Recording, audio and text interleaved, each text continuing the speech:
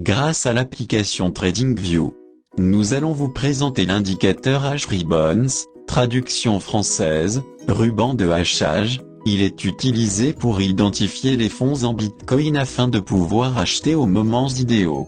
Vous pouvez télécharger l'application TradingView sur votre téléphone et suivre les étapes de cette vidéo pour installer H-Ribbons. L'application installée.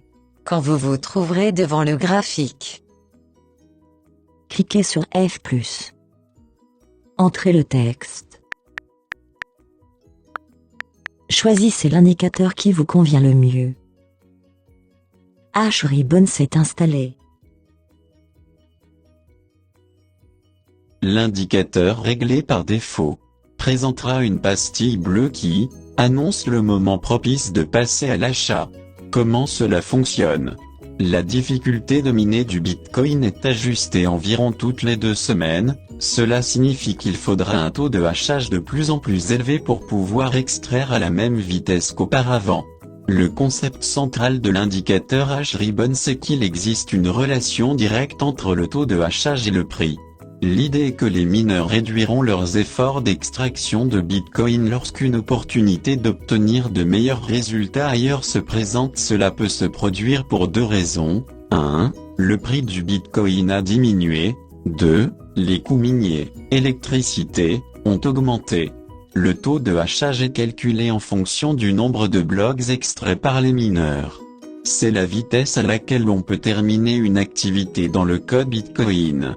Un taux de hachage plus élevé signifie que votre capacité à extraire le prochain bloc augmente. En utilisant des moyennes mobiles simples sur le taux de hachage du Bitcoin, nous pouvons facilement visualiser quand les fonds se produisent. Si le taux de hachage mesuré quotidiennement est inférieur à la moyenne mobile simple de 50 jours pendant au moins 3 jours, il sera considéré comme une capitulation de mineur.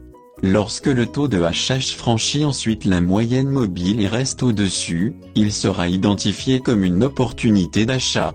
Il convient également de noter que ce n'est pas un signal fréquent, il se produit en moyenne tous les 15 mois. Une fois que la moyenne mobile 30 jours du taux de hachage du Bitcoin dépasse la moyenne mobile 60 jours, cela tend à signaler la fin de la capitulation des mineurs. Historiquement, acheter à ces points a été très rentable.